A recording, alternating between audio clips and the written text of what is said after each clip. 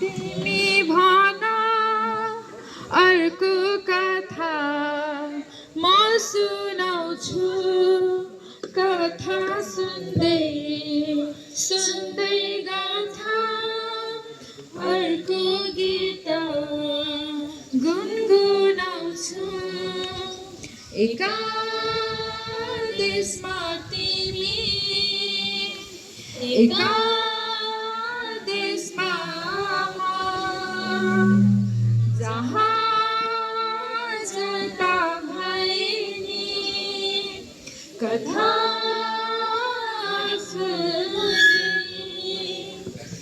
एउटा कथा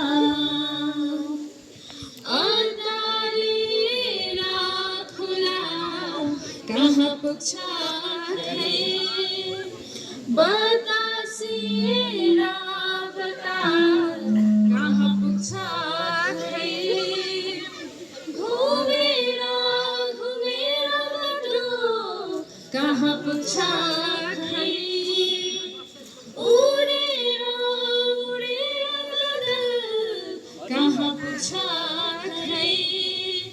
म त जहिले नि आफ्नै प्राण पोहोर यस्तै भुलाउने साल म त जहिले नि आफ्नै प्राण पोहोर यस्तै भुलाउने साल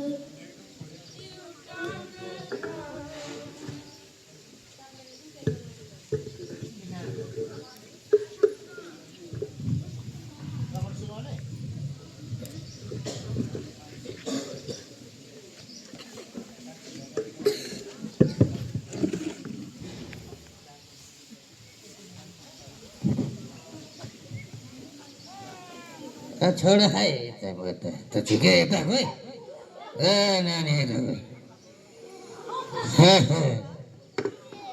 यता छु ए नानीहरू अलिकता बाटो छोड त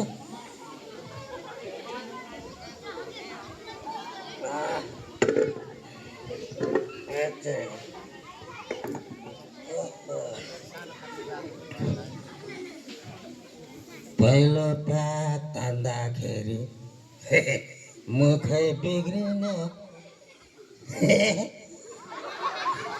दोस्रो गिलास तान्दाखेरि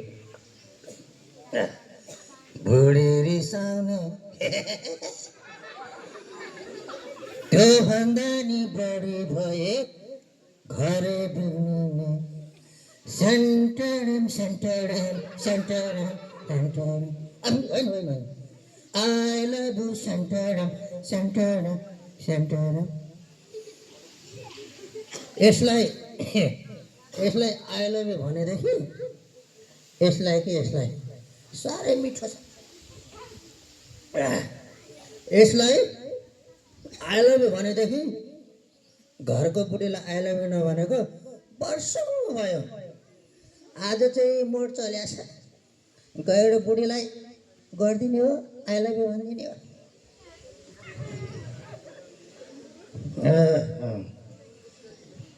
कहाँ छ यहाँ छ है बुढी I love you है I love you के को I love you कुकुरको मुख खाएर दिन दिन आउन लाज लाग्दैन के को लाज खाए मेरो बाबु खाछु तेरो बाबु खाछु रक्सी खानाले शरीरलाई हानि गर्छ रोग लाग्छ दाल रक्सी सेवनले परिवारमा पनि अशान्ति आउँछ तर मेरो बारे कुरै बुझ्दैन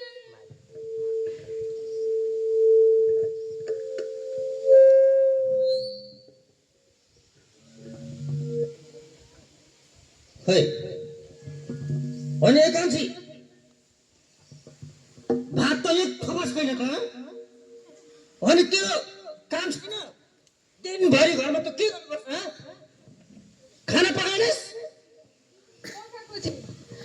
एकजना माग्ने आएको थिए 2 दिन भयो पेटमा अन्नै नपरेको भन्न लागे उनीलाई दिए ढिलाएपछि यस्तै हुन्छ कुकुरको मुख खाएर अगाएन र के तैले के भनिस् ए भनेपछि तैँले त्यो खाना चाहिँ माग्नेले दिइस् होइन ल भन् त तैँले त्यो भात माग्नेलाई दिइस् कि कुनै कुनै तेरो केटालाई दिइस् तँलाई त हाल्नु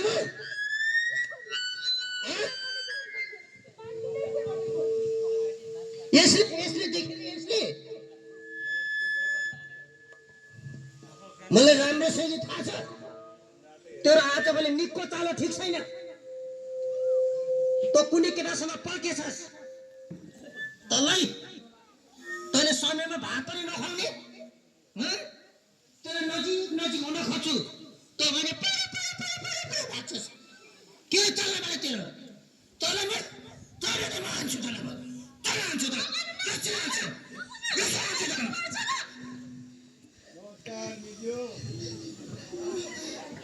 कस्तो ओइ तेरो के टाढा हुँदैछ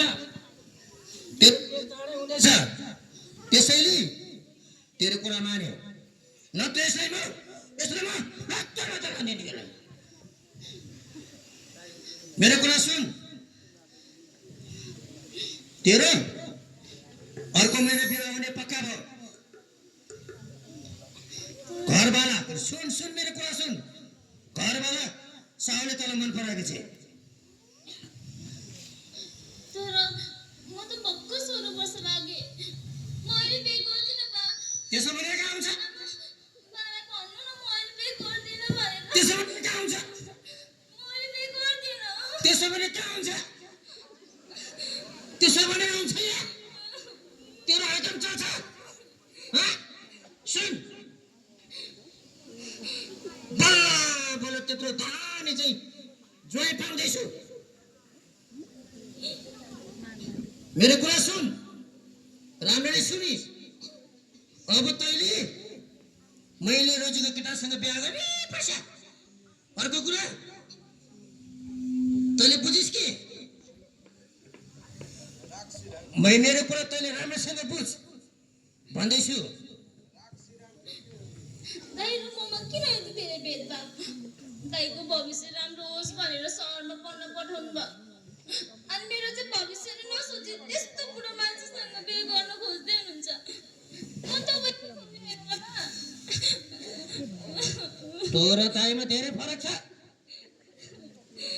बुझिस् तोरो ताईमा धेरै फरक छ तेरो ताई भनेको मेरो वंश लाने हो तैँले के लान्छस् त जतुसुकै पढे पनि माथि आकाशमा पुगे पनि तँ भनेको अर्काको घरमा भाडा नाच्ने चाप परिस् बुझिस् के अब तेरो बिहे के चाहिन्छ कसरी गर्ने हो तिम्रो आमा छोरी मिलेर सल्लाह गरिस्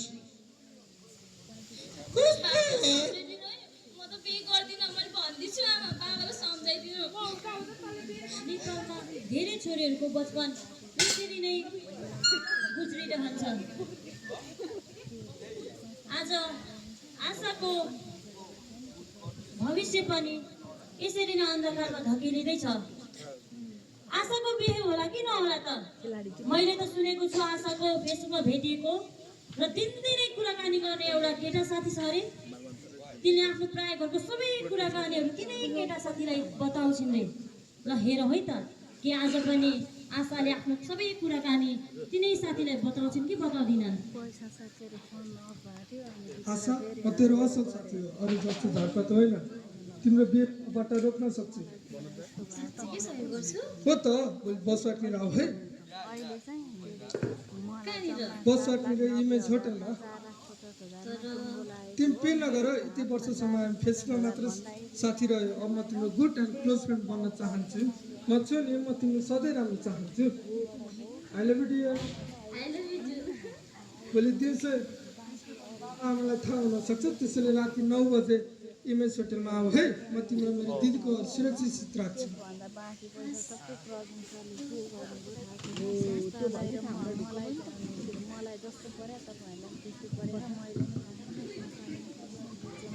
नभन् आशाले आफ्नो ती फेसबुकमा भेटेको साथीलाई कुरा गरेरै छाडे अन्तत उनीहरू होटलमा भेट्ने कुरासम्म पुगेको छ। ल हेर है त अब अगाडि के हुन्छ। हुन्छ सबै कुराको लागि तिमीलाई धेरै धन्यवाद विक्रम। हस् दाइ टोइलेट कता छ? एकैछिन है विक्रम।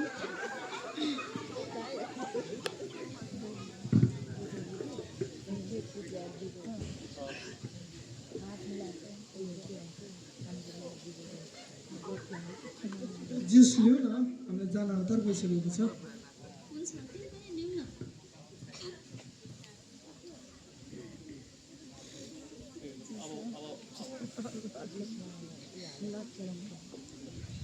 विक्रम आशा मलाई के भइरहेछ? विक्रम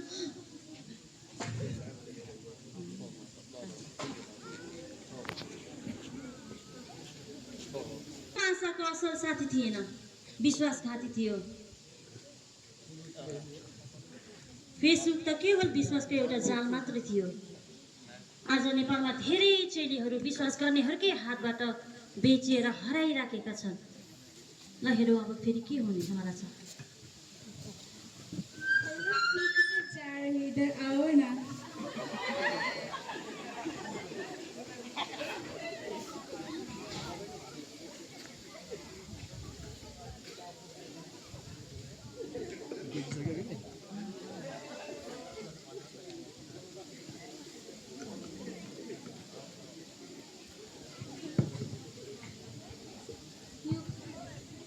नडराऊ, म माया।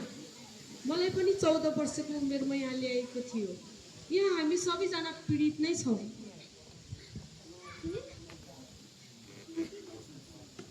यहाँ हामीलाई जबरजस्ती वेश्यावृत्तिमा धकेलिन्छ। हामीले नचाहेर पनि हामी धेरै पुरुषहरूसँग रात बिताउनु पर्ने हुन्छ।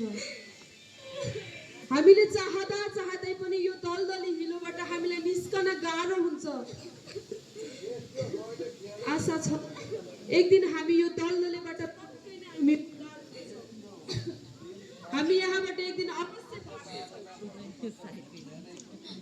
मलाई त विक्रमले आफ्नो दिदीको घरमा गएर सुरक्षित साथ राख्छु भनेको थियो। म यहाँ कसरी आइपुगेँ? त्यो विक्रमले तिमीलाई बेचेर गएको छ। तिमी बेचिएकी छौ।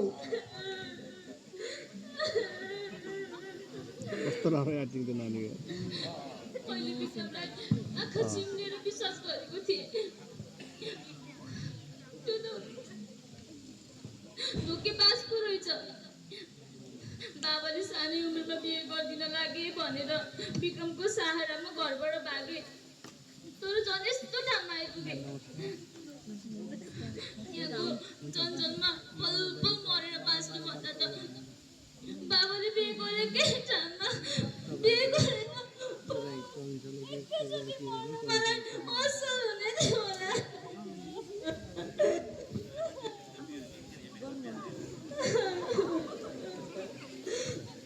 तिमीलाई लेखपढ गर्न आउँछ? दिदी तर किन? यहाँ बिहानै एउटी आमा हिँड्छिन्। त्यहाँ तल ती आमा धेरैसँग बस्छिन्। हामीले हाम्रो समस्या लेखेर त्यो झ्याल बाहिर फाल्ने। पक्कै नै ती आमाले अरूले त्यो खबर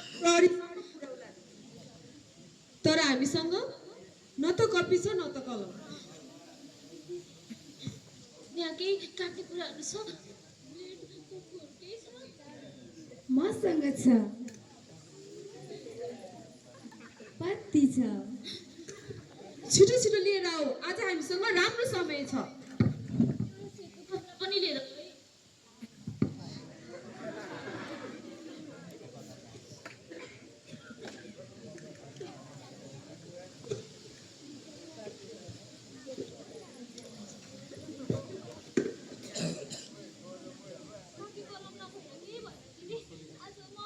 आफ्नै रगतै भए पनि यहाँ केही लेख्छु।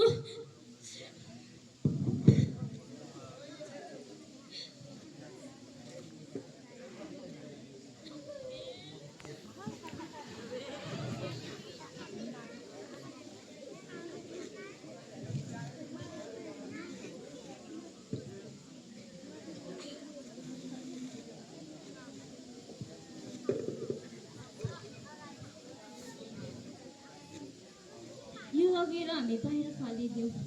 यसलाई देखेर पक्कै कसैले न कसैले हामीलाई उद्धार गर्न आउनेछ।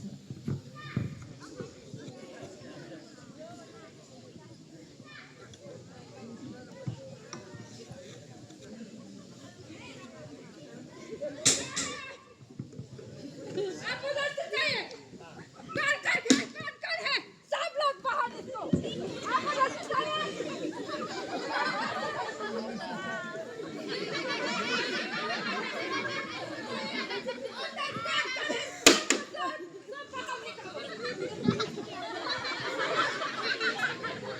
आप लोग कौन? ये क्यों आए? मैंने कुछ भी नहीं किया।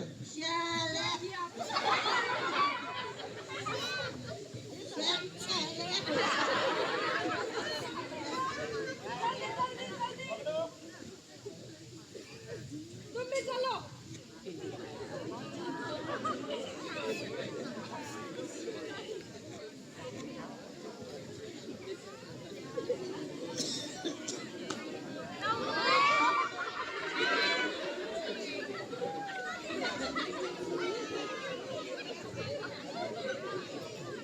हेलो, हाँ जी मैडम कहिए।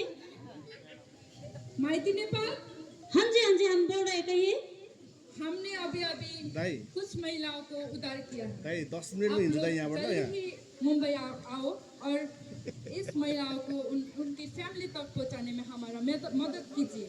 हाँ जी ये तो अच्छा काम है, हम अभी निकलते हैं। वो जल्दी जल्दी आओ, हम अभी निकलते हैं।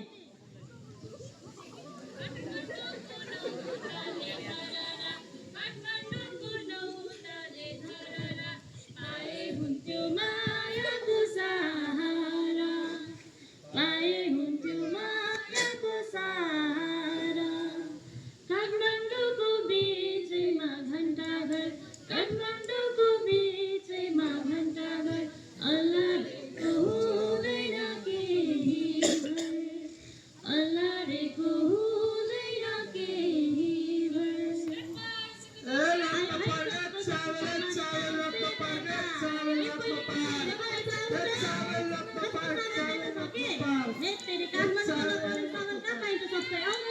बेबी आज के विशाल बजार गाह्रो छ सकिन्छ ल आज क्लबमा राम्रो भएन 5 जना पर्छ त बेबी।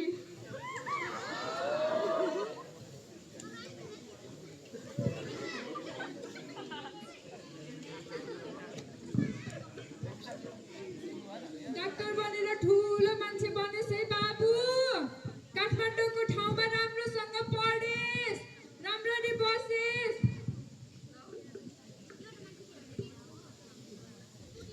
दाइ तपाईँ पढेर डक्टर हुनु अनि म नर्स हुन्छ नि, हामी एउटै हस्पिटलमा काम गर्नुपर्छ ल।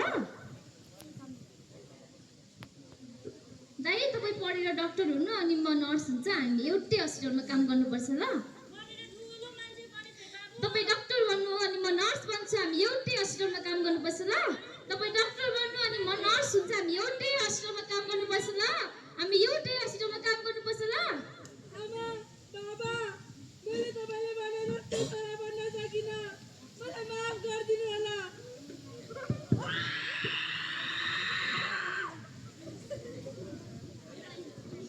को यो राति यस्तो झ्यापमा सुत्ने उठ उठ उठ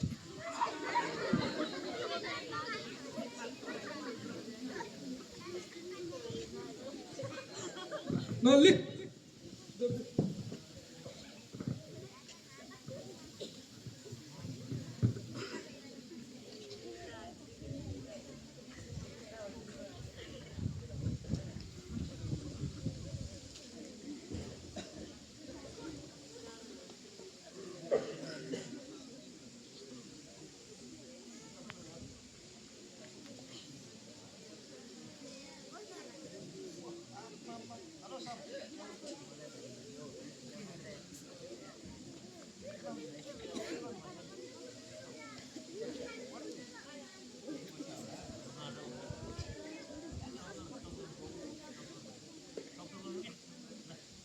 नाम के हो? बुवाको नाम? आमाको नाम? Phone number? 9803938770। उसलाई रेस्क्यू रुममा लिएर जाऊ। उस्मान हेलो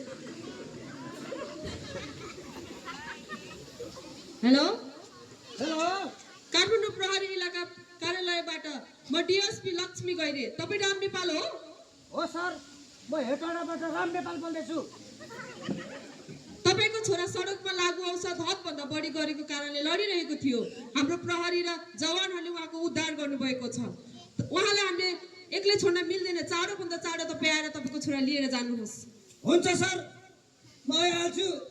म अहिले नै 4 बजेको गाडीमा चढिहाल्छु।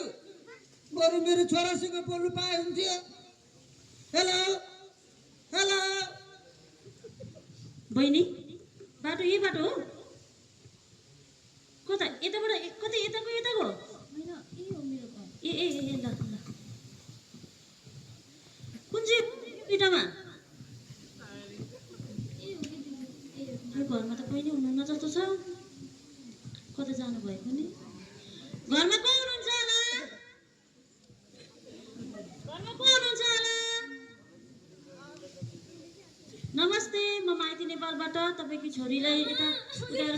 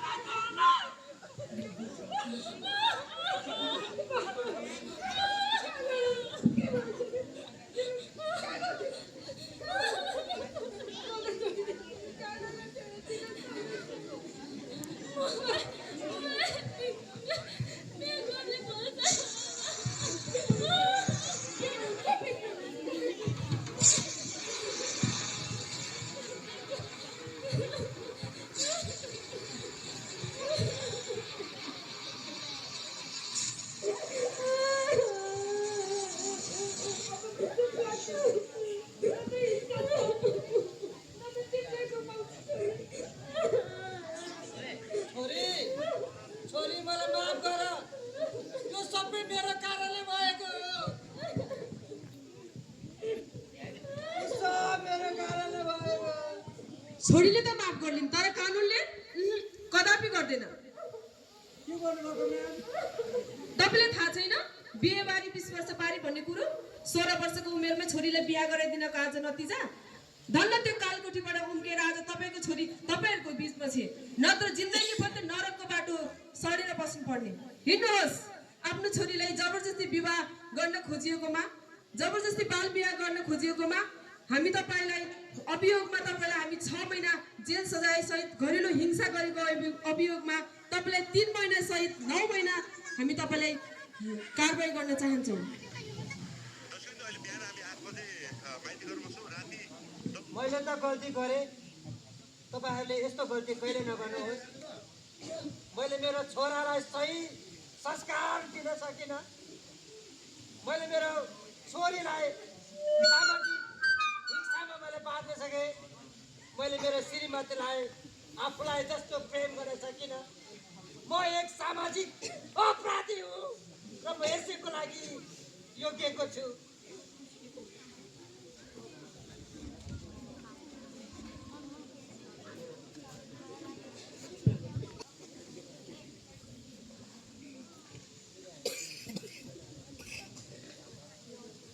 म महिला हिंसाबाट बचेकी हुँ।